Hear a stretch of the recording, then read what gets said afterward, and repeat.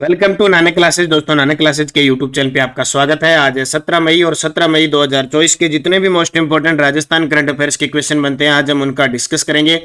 पूरा वीडियो ध्यान से देखना और लास्ट में मैं आपसे क्वेश्चन पूछूंगा जिनके जवाब आपको कमेंट बॉक्स में देने हैं। आज हम पढ़ेंगे चिकित्सा विभाग का हरि वन वृक्षारोपण अभियान। 74वीं जूनियर राष्ट्रीय स्तरीय बास्केटबॉल प्रतियोगिता में राजस्थान का स्वर्ण और जयपुर में राष्ट्रीय सहकार मसाला मेले का आयोजन। पूरी विस्तृत चर्चा इस वीडियो के माध्यम से करेंगे।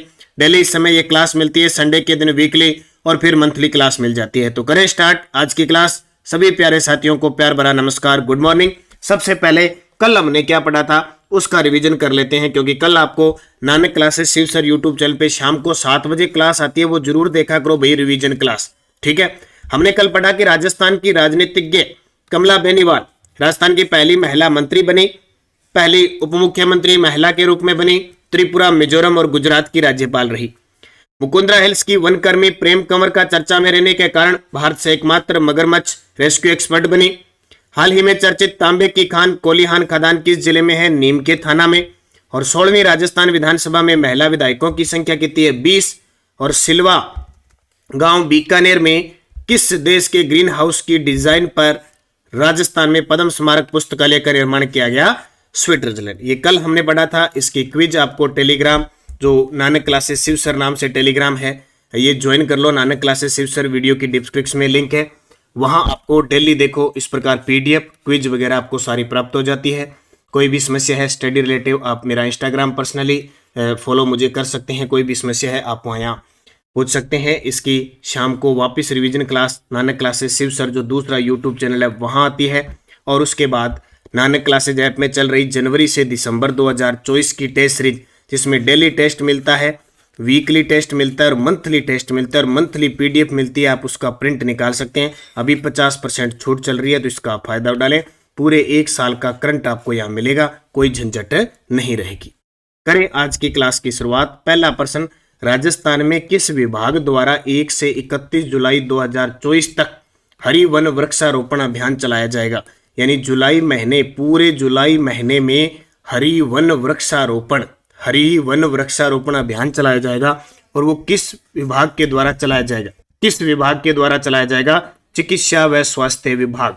जी बिल्कुल, क्योंकि जब भी नाम आता है ना हरि वन वृक्षारोपण का नाम आता है तो हम सीधा सीधा वन और पर्यावरण मंत्रालय की तरफ भागते हैं, और भागना भी होता है क्योंकि ये डिपार्टमेंट उनका है। लेकिन ये जो अभियान चलाएंगे हरि वन वृक्षारोपण अभियान 1 से 31 जुलाई 2024 को, ये चलाएगा चिकित्सा व स्वास्थ्य विभाग। कौन चलाएगा? चिकित्सा व स्वास्थ्य विभाग चलाएगा।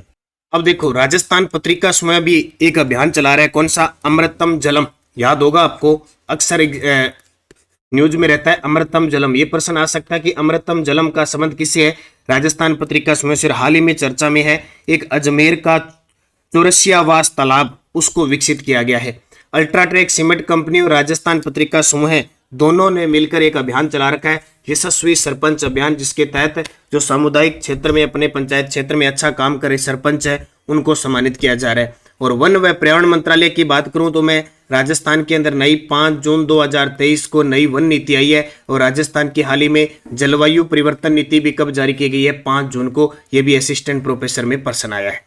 हमारे राजस्थान के चिकित्सा व स्वास्थ्य मंत्री कौन है? गजेंद्र सिंह खींवसर। वन व पर्यावरण मंत्री कौन है? वन व पर्यावरण मंत्री कौन है? इसका जवाब मुझे कमेंट करके बताना। कुछ दिन पहले ही मैंने सारे के सारे आपको, अभी एक जस्ट ये क्वेश्चन पूरा होने के बाद मैं वन व पर्यावरण मंत्रालय के मंत्री बताऊंगा, तब तक आप इसको बताइए।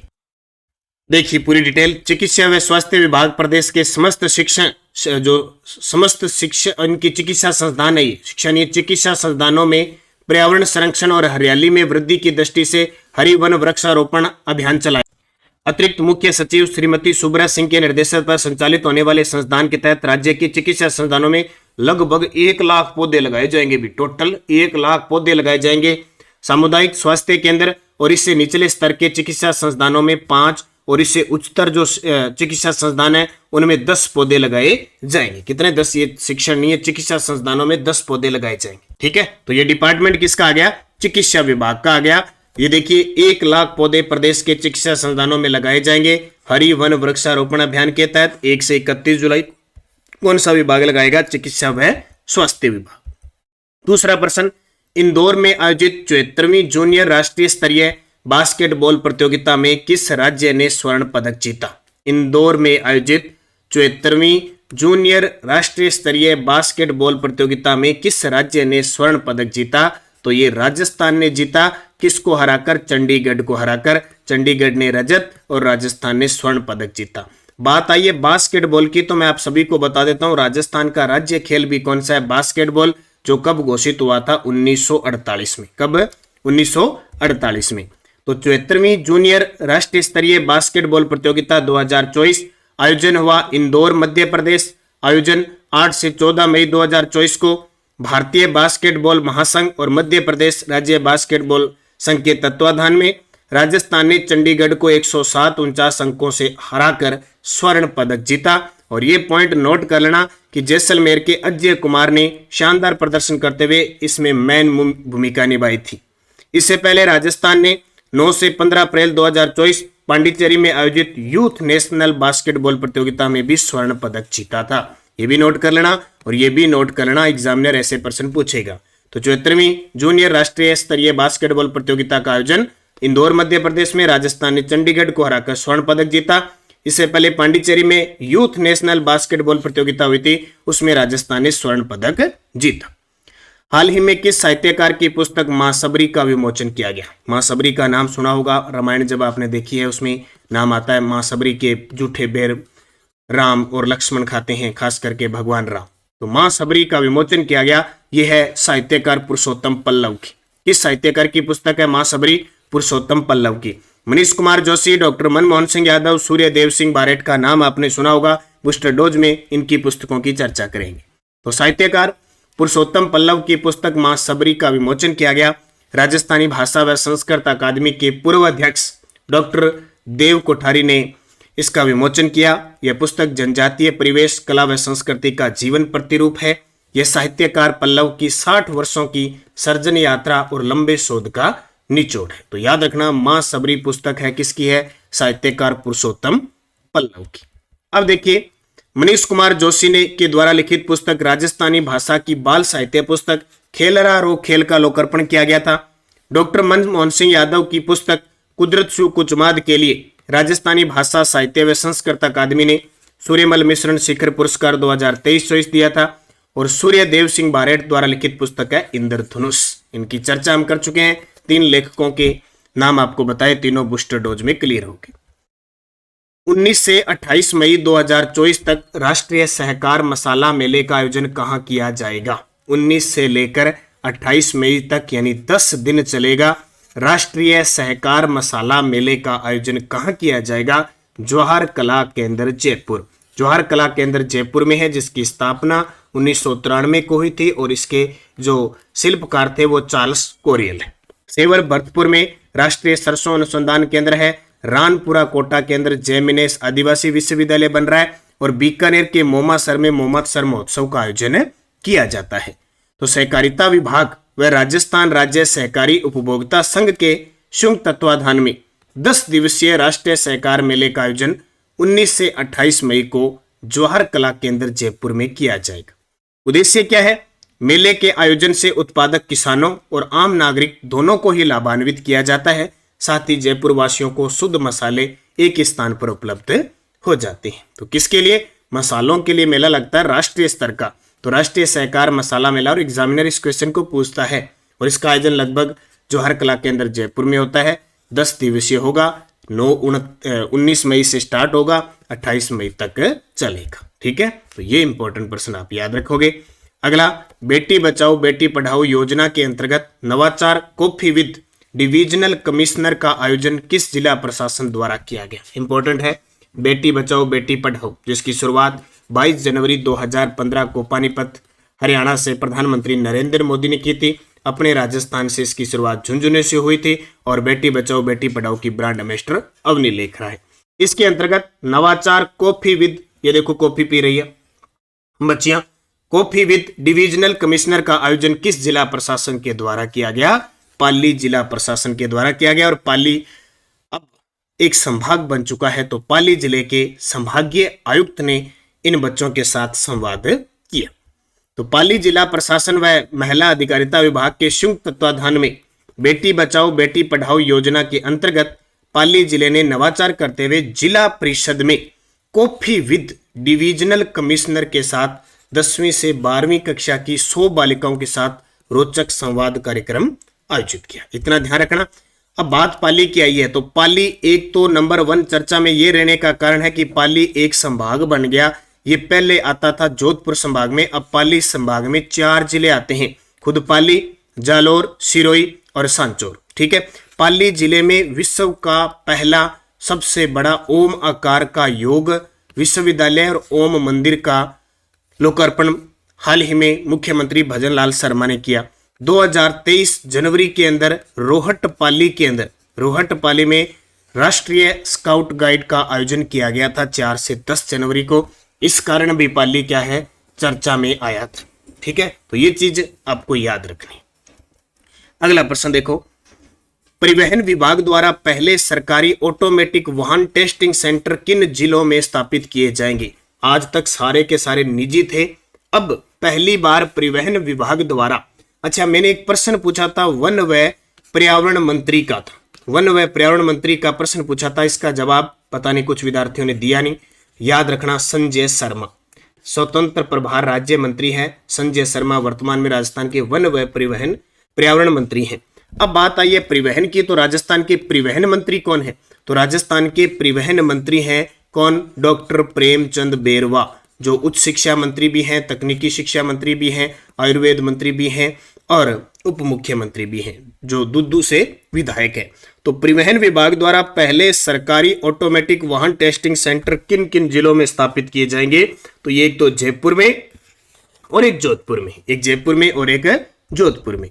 तो प्राइवेट फिटनेस सेंटर पर हो रही अनियमितताओं को रोकने के लिए परिवहन विभाग जयपुर और जोधपुर में ऑटोमेटिक वाहन टेस्टिंग बनाने जा रहा है। विभाग के दोनों सेंटरों के लिए केंद्र सरकार से राशि है वो स्वीकृत हो चुकी है। सेंटर बनाने की जिम्मेवारी दी गई है RSRDC को। ठीक है, जिसकी RSRDC की जिसकी अध्यक्ष कौन है? दिया कुमारी। दोनों सेंटर राजस्थान के पहले सरकारी फिटनेस सेंटर होंगे जिनका संचालन परिवहन अधिकारियों की ओर से किया जाएगा। तो फिर चर्चा में याद रखना, जयपुर और जोधपुर। मैं एक बार फिर चर्चा करूंगा, जयपुर और जोधपुर में पहले आवासीय स्पोर्ट्स अकादमी है वो भी कहाँ खुलेगी? जयपुर और जोधपुर में। बाकी पिछली सरकार ने जयपुर और जोधपुर में बहुत सारी सौगात दी थी, हम पढ़ते पढ़ते थक गए थे, बड़े कंफ्यूज होते थे, जयपुर में एक, जोधपुर में एक, जयपुर में एक, जोधपुर में। टेलीग्राम ज्वाइन कर लो, नानक क्लासेस शिव सर। ठीक है, वीडियो के डिस्क्रिप्शन में लिंक है। एक तो इसमें आपको पीडीएफ मिल रही है, इसकी पीडीएफ मिल जाती है शाम तक, इसकी क्विज आपको मिल जाती है। सुबह के टाइम इंडिया जीके का क्विज मिलती है और शाम के टाइम राजस्थान जीके का टॉपिक वाइज क्विज मिल रही है। तो जब भी आप पढ़ते पढ़ते बोर होते हो तो आप क्विज पढ़ लिया करो। लिंक वगैरह देखो, फर्स्ट ग्रेड के सॉल्यूशन वीडियो चल रहे हैं सारे के सारे, और भी जीके वगैरह जो भी मैं क्लास से लेता हूँ आपको लिंक मिलते रहते हैं। तो आप निरंतर मेहनत करो और इनसे देखो, टेलीग्राम जोड़ने का फायदा ये होता है कि आपको जो भी अपडेट तुरंत मिल जाती है। तो किसी का एग्जाम वगैरह होता है, जैसे कल असिस्टेंट प्रोफेसर में पॉलिटिकल सब्जेक्ट का एग्जाम हुआ था, वो आपको डाल दिया, कोई चीजें बता दी कंफ्यूज वाली। तो इससे जुड़े रहोगे, क्या सूचना और होती है। और नानक क्लासेज ऐप में जितनी भी टेस्ट सीरीज चल रही है, वीडियो कोर्स है, उनमें अब वर्तमान में छूट भी चल रही है, आप उनको लेकर बार बार अभ्यास करो। पिछले वीडियो का क्वेश्चन था बागदरा नेचर पार्क किस जिले में है जिसे इको टूरिज्म डेस्टिनेशन के रूप में विकसित किया जाएगा? डूंगरपुर, उदयपुर, सिरोही, भीलवाड़ा। आपका सही जवाब था उदयपुर। ठीक है, क्वेश्चन फॉर यू, इसका जवाब आपको कमेंट बॉक्स में देना है। 16वीं विधानसभा में कुल महिला विधायक कितनी बनी थी? 16वीं विधानसभा में कुल महिला विधायक कितनी बनी? 9, 12, 20, 28। और मैं शाम को जो करंट की क्विज डालता हूँ, बहुत सारे विद्यार्थी तो क्वेश्चन को पढ़ते नहीं है और यहाँ करवाया रटा रटाया डाल देते हैं। कल मैंने टेलीग्राम पे नानक क्लासेस शिव सर पर एक क्वेश्चन पूछा था। अब देखो, एक प्रश्न था, कल मैंने क्विज डाली थी, क्योंकि आप एक तो ध्यान रखना कि इस क्लास के नीचे जो कमेंट के जवाब देता हूं मैं खुद देता हूं। ठीक है, और क्विज वगैरह है ना, ये करंट वगैरह की मैं खुद डालता हूं। अब कल वाला प्रश्न देखो, ये देखो, नानक क्लासेस शिव सर 53,769 विद्यार्थी अभी जुड़े हुए हैं।